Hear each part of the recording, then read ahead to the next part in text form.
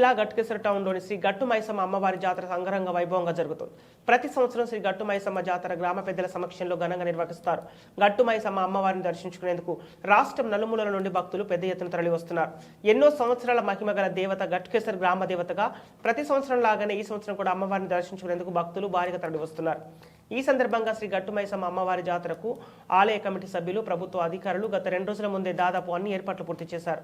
Revenue శాఖ, municipal శాఖ, endorsement అధికారులకు భక్తులకు ఎలాంటి ఇబ్బందులు కలగకుండా అన్ని రకాల మౌలిక వసతులు ఏర్పాటు చేశారు.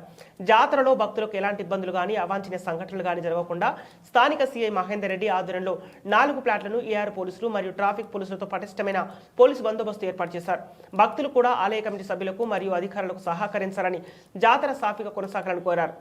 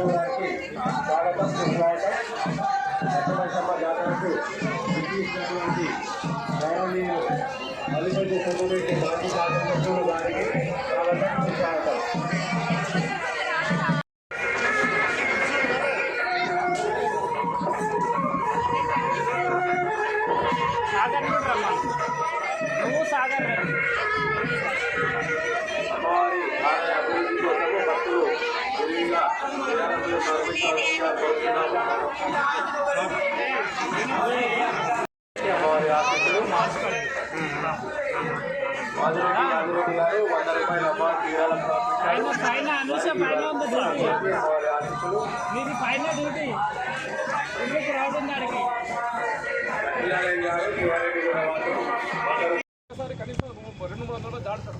మనం ఏం చేస్తామంటే రోప్ పెట్టుకుంటాము, 2 పార్టీలు పెట్టుకొని ట్రాఫిక్ కంప్లీట్గా ఆపేసి వీళ్ళందరినీ 2 దిక్కులు పంపించేసిన తర్వాత మళ్ళీ ట్రాఫిక్ వదిలిపెడతాం. అట్లా కంటిన్యూషన్గా సైక్లింగ్ అవుతూ ఉంటుంది. అక్కడ చేసే వాళ్ళు మాత్రం చేయాలి. వాళ్ళు మనము ముందుకు పంపించేసారు. దర్శనం చేసుకున్న తర్వాత ఒక 50 మంది కంటే ఎక్కువ మనుషులు అక్కడ ఉండడం లేదు. వాళ్ళు వచ్చే వాళ్ళు వస్తుంటారు. మేము చాలామంది పైనుంచి చూస్తాం, ఫోటోలు తీద్దాం అంటే కొంచెం ఇబ్బంది అవుతుంది.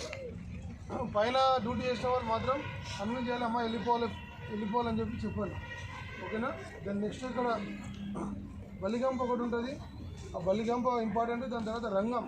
ఈ రంగం దగ్గర వచ్చేసి ఇక్కడ మీరు పక్కన చూస్తే మొత్తం చుట్టుముట్టు కట్టలు కట్టేసి రావాలి.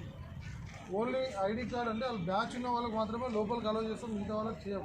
అక్కడ 30 ఫీట్స్ ఉన్నటువంటి రోడ్డు కూడా మనం సరిపోదాం, మనం ఎక్స్పెక్ట్ చేస్తాం మనుషులు నడవడానికి. ఎంతమంది వస్తారు కాబట్టి నిర్మోహమాటంగా ఎవరు వెహికల్ అక్కడే ఆపేయండి. ఈవెన్ విఐపీస్ వస్తే కూడా అక్కడి నుంచి నడుచుకుంటూ వస్తారు. మనం ఒకటి అలౌ చేసి ఇంకొకటి అలౌ చేయకపోతే ఆ విమర్శలు మనకే వస్తాయి. కాబట్టి ఎవరు వెహికల్ చేయాల్సినంత అవసరం లేదు. ఈ ఫిజికల్ ఛాలెంజ్ పర్సన్స్ ఇక్కడ దాకా వస్తామంటే వాళ్ళకి చూద్దాం మనం, కానీ మిగతా వాళ్ళకి మాత్రం ఎట్టి పరిస్థితిలో అలౌ చేయడానికి లేదు.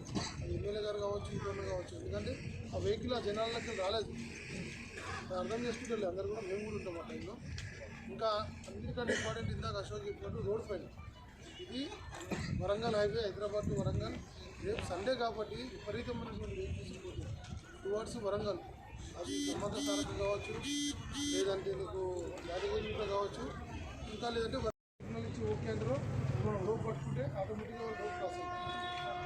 2 రోప్లు ఒకేసారి పట్టుకోవాల్సి వస్తుంది టువర్డ్స్ వరంగల్, టువర్డ్స్ హైదరాబాద్.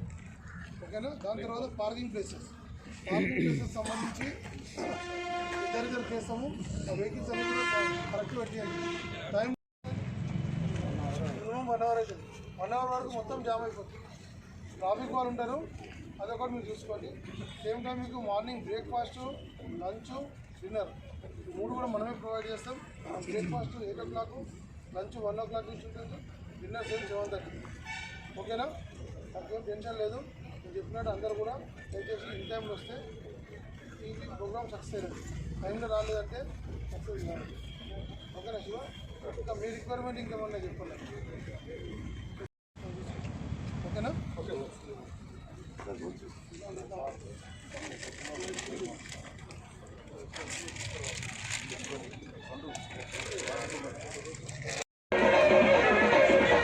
మీసాల సుభాష్ గారు, ఎన్నపేట వాసులు. రూపాయలు అమ్మవారికి విరాళం సమర్పించారు. వారికి వారి కుటుంబ సభ్యులకి అమ్మవారి ఆశీస్సులు. శంకర్రావు గారు గట్కేశ్వర వాసులు రూపాయి అమ్మవారికి విరాళం సమర్పించారు. వారికి వారి కుటుంబ సభ్యులకి అమ్మవారి ఆశీస్సులు.